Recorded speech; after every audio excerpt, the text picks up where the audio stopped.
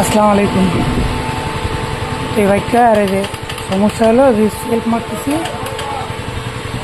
তাই এখান থেকে কড়াস কড়াস নয়েজ আসতেছে। তো আমরা এটা কার্বনটা ইনস্টল করছি কিন্তু একবার, বুঝছেন?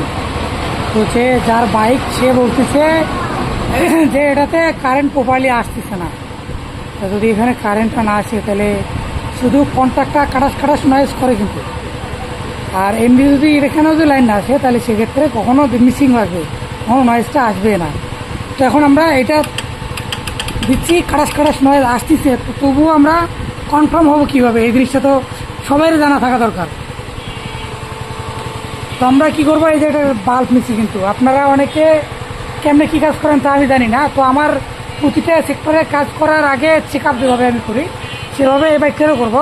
তো এইটা কিন্তু কন্ট্যাক্ট থেকে যে লাইনটা আসছে এইটা, আর এই লাইনটা এটা কিন্তু আমি আর্থিনে দেবো। দুইটা লাইন দিলাম, তাহলে আমি এখানে দেখাই। এখানে একটা, আরেকটা এখানে লাইন। হ্যাঁ, তো আমি এখানে উপরে লাইনটাই দিচ্ছি। এখানে দেখি লাইন আসে কি না।